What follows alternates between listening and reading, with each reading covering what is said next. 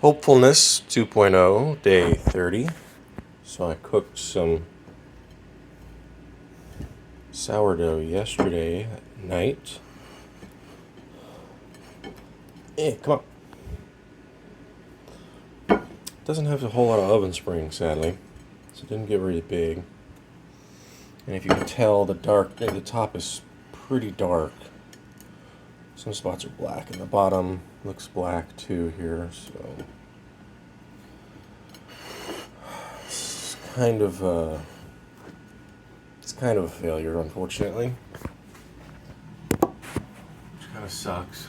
But I'm preheating the oven, and I'm gonna see how well this next one works. I think what happened was, so it seems still twofold. I started preheating the oven. Speaking of the phone.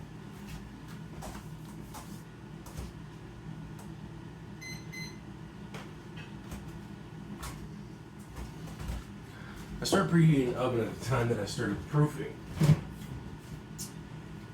And when the hour came up to have the whole thing preheated and ready and heat up the Dutch oven, I did the poke test, and it seemed like they, were doing what they were supposed to do.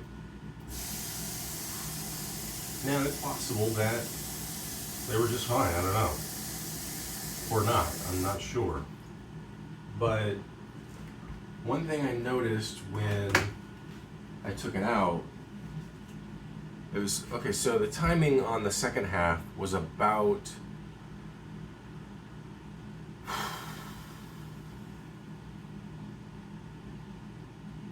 32 minutes or so. So I wasn't exactly sure.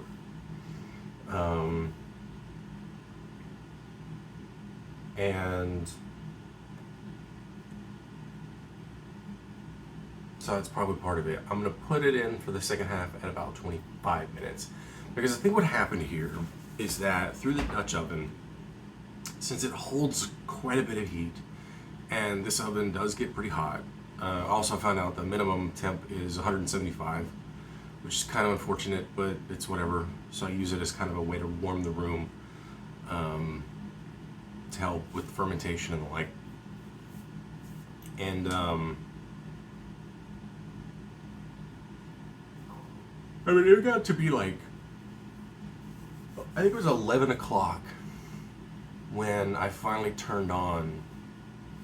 No, it was 11 o'clock was the last fold for bulk fermentation, I think. Thereabouts. And so because of that, I was like, all right, I'll cook it and then I'll let it cool overnight, no big deal. But going back to what I think went wrong is that the heat capacity of the Dutch oven is quite significant. And unlike the last couple of times where I haven't used them, I was using my aluminum devices.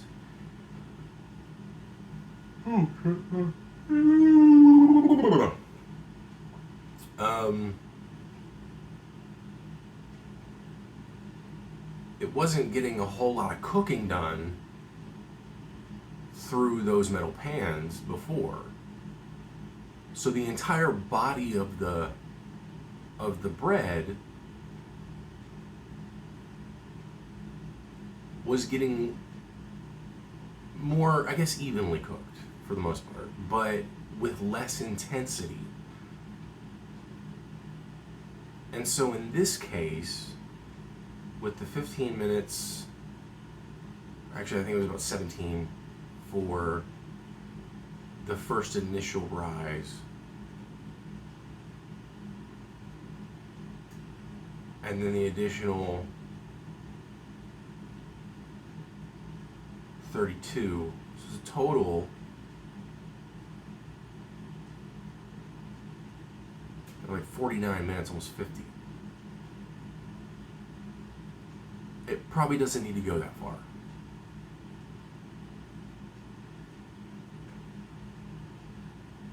So I'm thinking instead of 30 plus minutes like Claire is saying, I'm going to try for 20 plus for the second half and see where that takes me, because at the very least it's going to be potentially undercooked at that point.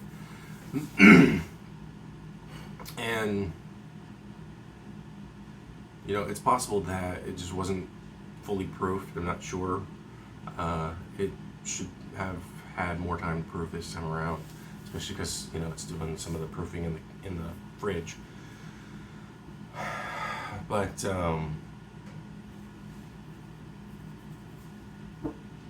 we'll see how it works. And you know, it's a bummer, because I mean, this is both a success and a failure. Because I mean, like, both the bottom and the top are significantly darker than I want them to be. Like, there's this just big ass piece right here. That's not even the entirety, it broke off. But like, this whole piece right here, and that's still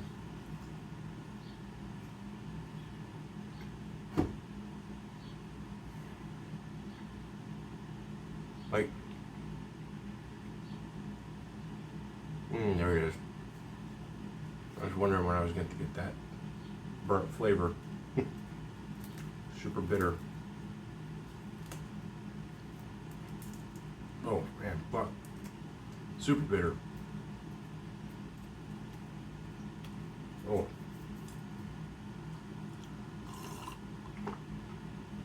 That's too much for me. But if I go under, take a piece of the bread out, let's see what I get.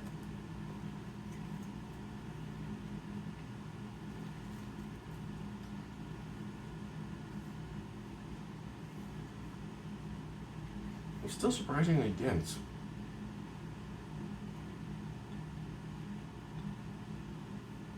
And what was weird is, like,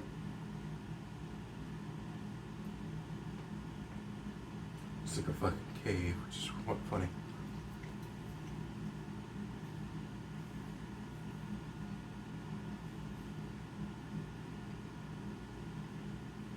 Like, it looks like,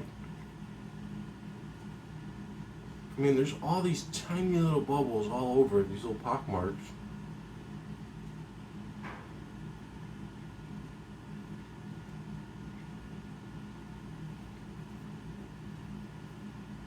It's not bad. The inside, at least. It's just that, you know, there's so much of the outside it's burnt.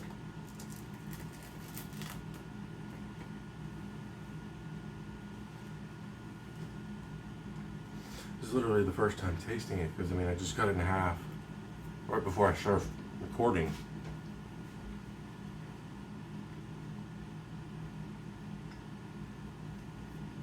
But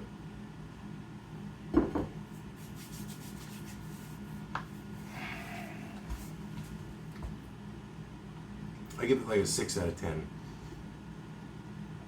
Similar to my very first attempt, but still somewhat disappointing results. And because of that, I'm gonna try again with this other one, and hopefully it'll work out better. But like I said, I think with the heat capacity of the Dutch oven, and this is a pretty good oven. I'll just say that.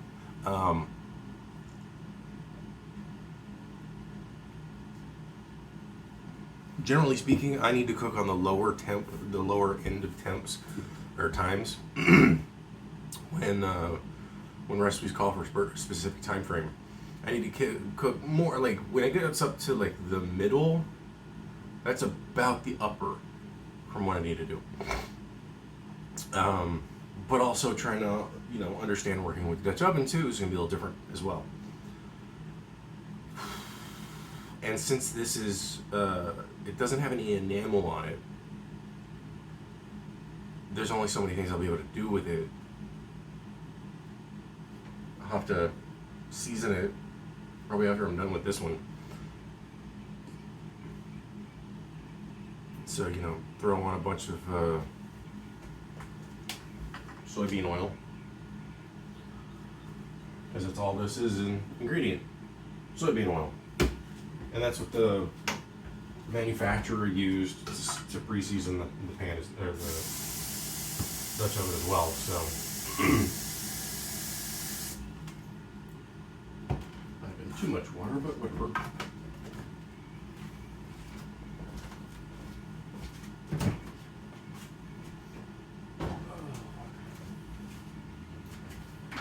Also made some more pat choux yesterday. I was doing that while I was waiting for the feed to ferment up. And that's the other thing, it fermented really well. Like by the time that I ended up incorporating it into the dough, the starter was pretty much at max capacity.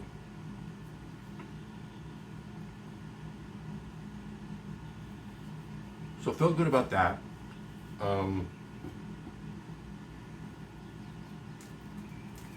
It's just crazy that there's just this giant hole in here, this cavern.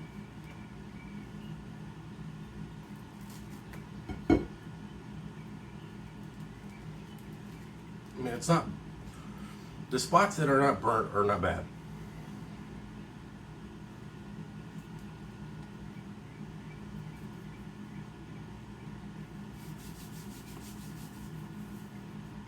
The fact that it was burnt sucks. Because it basically ruined something that could have been good. I mean, look how big that spot is. It's so black on the other side too.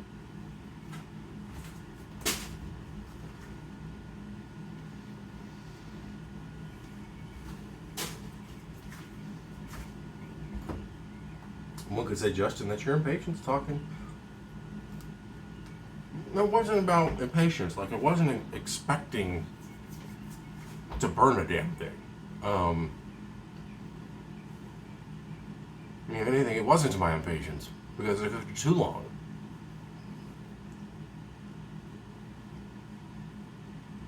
But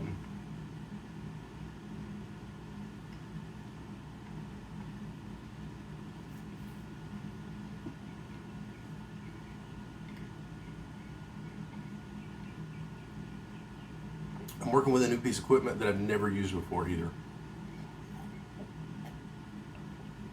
In an oven that gets pretty hot, because I mean, a lot of ovens, they won't go to 500. Some of them will. I mean, a lot of them will, but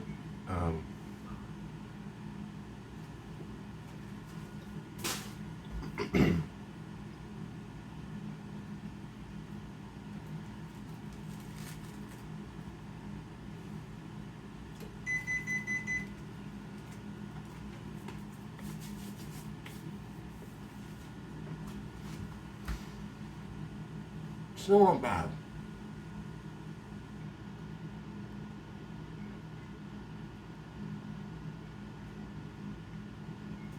I did everything right before, so like I said, I did the poke test. The poke test showed. It's like proofing. I did proof for at least an hour, and through the poke test, it did what it was supposed to do. You push it in. It's supposed to spring back a little bit, but leave an indentation. That's what it did on both of them.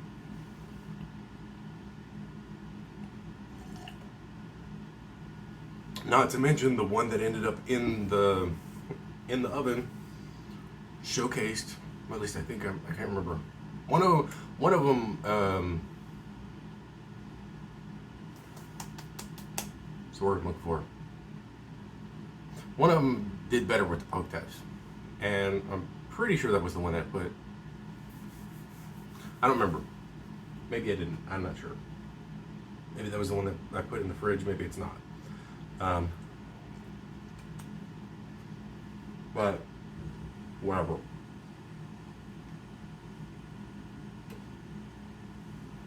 It was interesting that when I pulled it out, one, I was already kind of disappointed because of how dark it was. But then I had like this plume just blasting out of the top. I was like, I don't know if that's a good or a bad sign. It's whatever.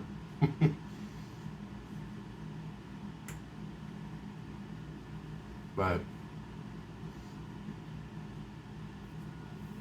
the oven has technically reached 500, but it needs to be a lot hotter. It needs to have, all the. So when you're preheating, when you're using an oven, the oven walls are part of the process, because what you've done is you've effectively made the entirety of the place hot. And since it's made of metal, you want those things to retain their heat, especially if you happen to be cooking at high temperatures for short times. And the reason for that is air doesn't have a lot of heat capacity, and at the same time, what little air there may be that's hot, the moment you open that door, so much of the heat is gone. And so on a high temp with short times, you want whatever will hold the most heat to be really hot, and that is the walls, because they're made out of metal, and they will retain most of that heat. So open the door, do what you got to do, close that door as quickly as possible, and then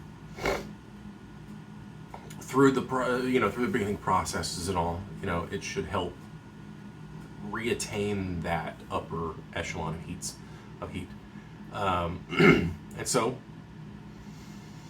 knowing these things, understanding these things, I wasn't prepared for an overbake. Now I am. So I'm gonna underbake and then see what that looks like, and then gauge from there. It's really unfortunate how much of this I burned, and how not complete it looks, but it's still salvageable.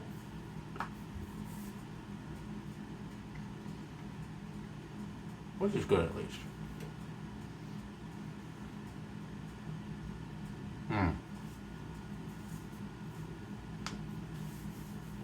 So last night I was just kind of binging through a lot of Claire's stuff while I was waiting for the last parts of the of the bread situation to be done. And sure, I could have been cleaning more dishes, and I have quite a bit of dishes, but I just didn't feel like it.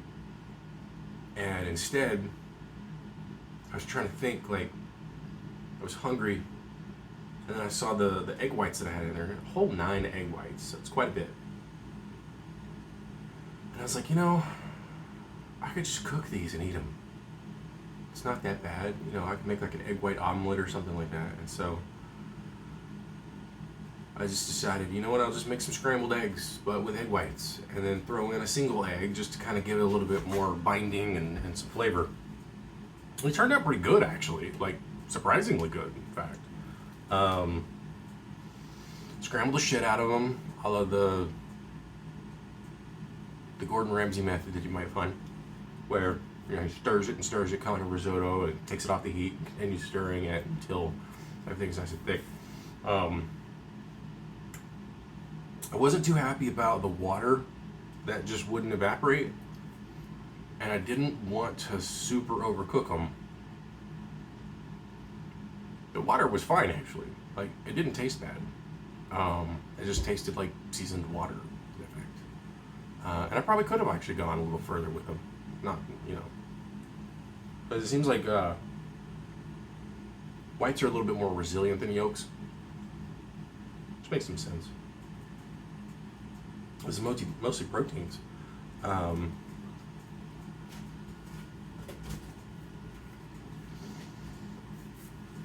So despite my my hesitancy, it worked out.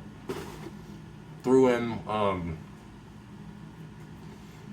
onion powder, garlic powder, salt into the eggs themselves, and then when it was done, threw on a bit of paprika, black pepper, basil, and oregano, and that was great. I mean, if anything, it was a vessel for the spices. But it turned out really good. And those 7 ingredients are kind of like my staple for the most part. Basil and oregano, leafy green, dried herbs, And then black pepper, of course. Paprika is good for color and a little bit of, sort of smoky heat. Onion powder, garlic powder, just really help sort of enhance a lot of flavors and stuff. And then, of course, salt does the same thing. So yeah, it turned out really good. Had a whole 9 egg whites plus an extra 10th egg combination. Worked out really well. Like, I'm not letting this go to waste. It's not terrible. It's just not great.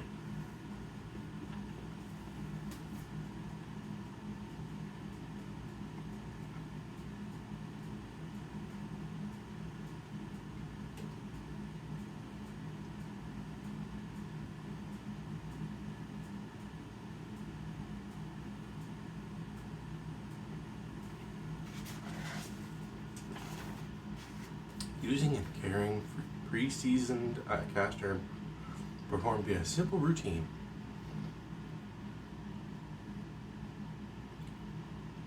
Cook, fat, oil, butter, season, clean.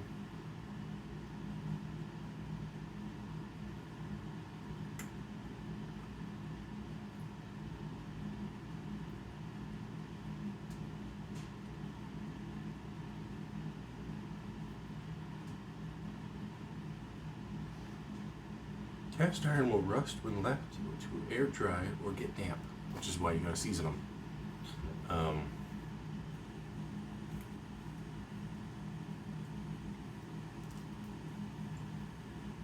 You're basically creating a fat-based plastic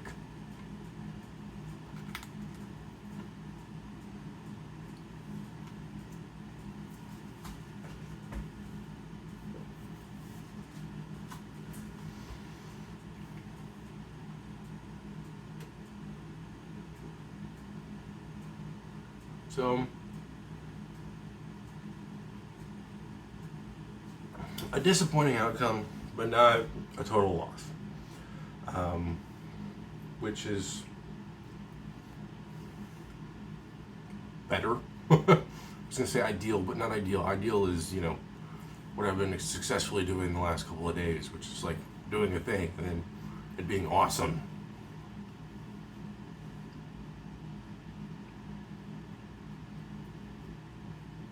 Those are the ideal outcomes.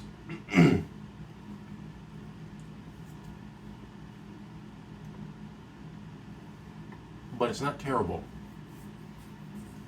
I say the skin is a little too done, obviously, and not just in the dark spots, not in the black spots, but like all around. It's just like this shell almost, and it's not.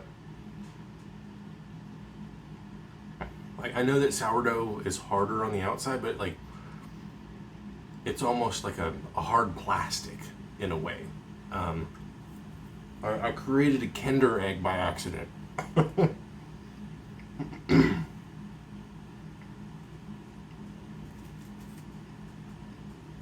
Now, I don't know if this is going to be what this is going to be with this ingredients. I'm not sure.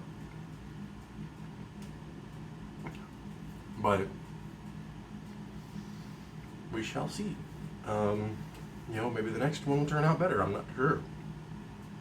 But, I've got the rack up.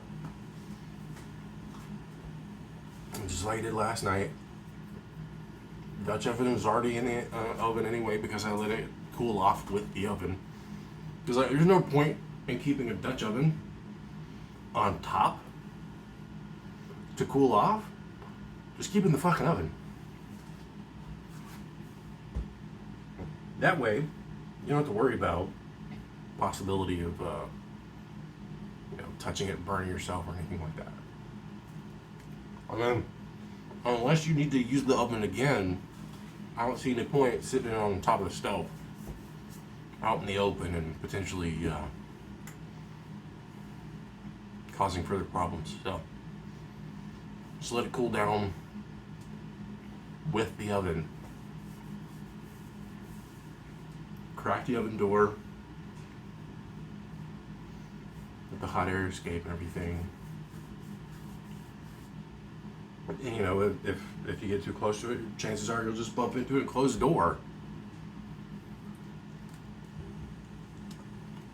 You know, don't let it lay open. That's not smart, but then you potentially trip on it or something, you hurt.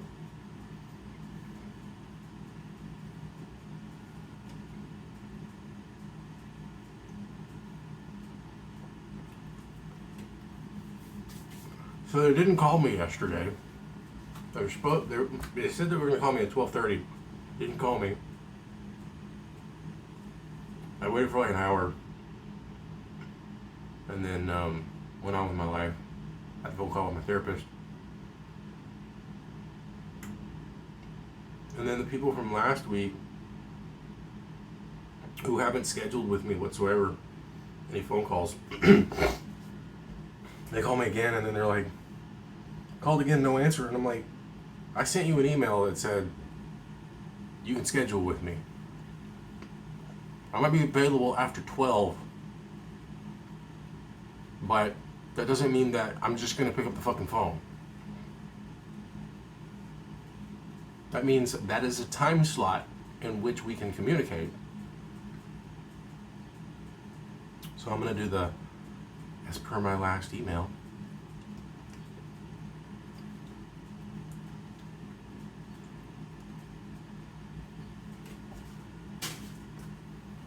border that's burnt.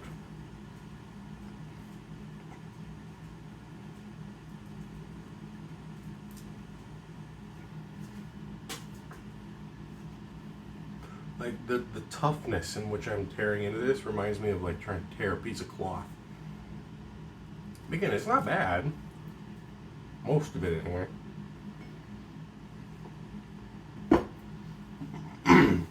Why I've been eating the damn thing the whole time. Still frustrating with the results, that's all. Maybe this time will be different, I don't know.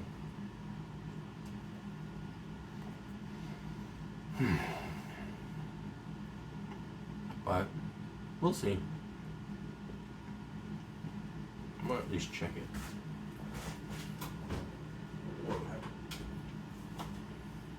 Woo. Blast heat in the face. I'm gonna pull that away from the wall a little bit.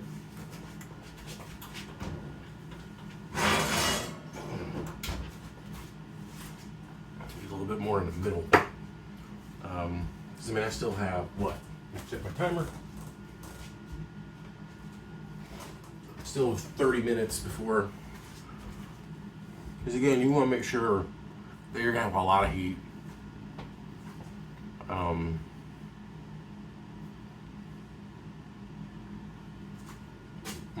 Okay.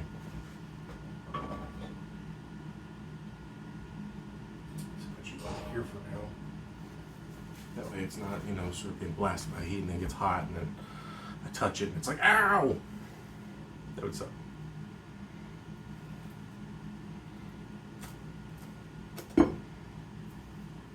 Yeah, part of the problem is that with tearing off parts of it while touching the darker parts, I'm getting it on my fingers and so it's kind of contaminating other parts of the bread.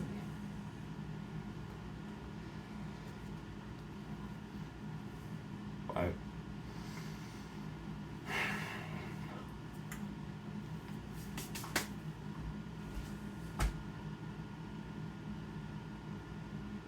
oh wow.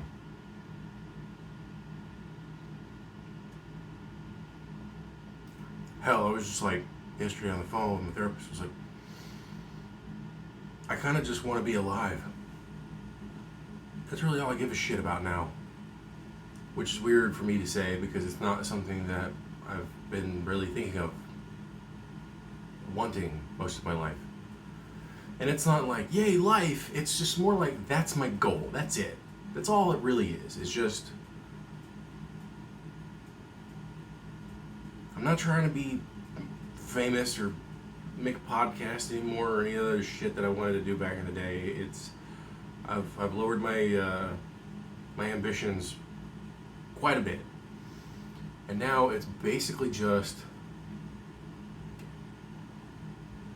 my long-term goal is to just fucking be alive, and that's about it. You know, call it what it is, if it's depressing or if it's, you know, success or some other kind of word I can't think of right now because I'm not used to thinking even remotely positively, but it's like, it's why I'm like, I'd rather just be a fucking kept man.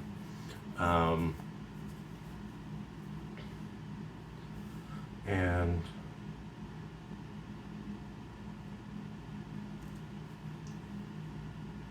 because that just means that my needs are met, and I just kind of go about my day. That's all I really care about right now. You know, some other time in life maybe I'll be more ambitious, but right now that's not the case. And I would say, honestly,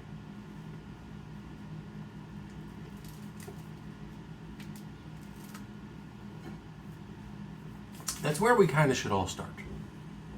Like, your main ambition should be alive. And I don't mean necessarily even enjoying life or even appreciating that you're alive or any of that shit. It's just, and maybe it's because it's so frustrating and so difficult to just make it that, whereby just being alive is just a pain in the ass right now in this world.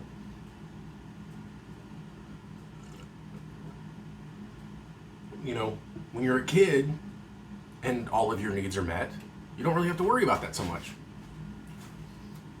But then when you have to move out and struggle through life and all that shit, and you're like, wait, I used to just be alive. Why can't I do that now?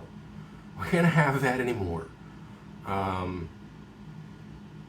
That's the goal. That's the ambition that you should have. It's just that. It's just getting back to baseline. Because apparently, the way that we've got this whole situation set up, it's like, if everything is at least reasonable while you're a kid and you don't really have to worry about all that stuff, you might get lucky, and that will maintain once you move out and have a job and all that stuff. But it's possible that won't happen. And so then you've got to fight just to get back to stasis, just to get back to baseline. And that's what I'm doing. I'm trying to fight to get back to baseline. That's my only goal right now, is just to get back to fucking baseline. And it's kind of sad, and it's kind of stupid. What's a little bit more than kinda? It's pretty fucking sad, and it's pretty fucking stupid.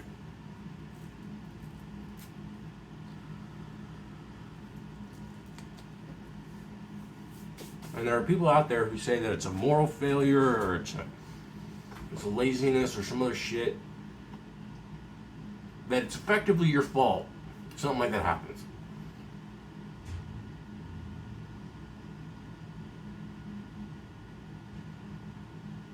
And while sometimes your choices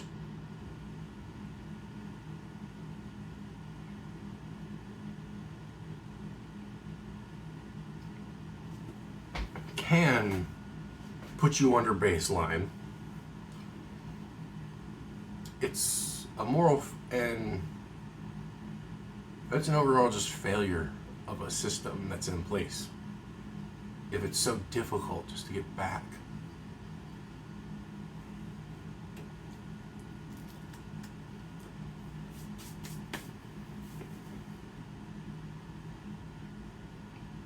When you have to fight for the status quo, I think that's the title. When you have to fight for the status quo, and I don't mean like the status quo of the zeitgeist and all that shit. I'm talking about the status quo of just basic living human needs and shit.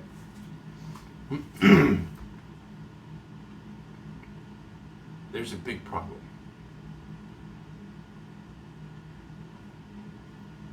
And on that depressing note, have fun.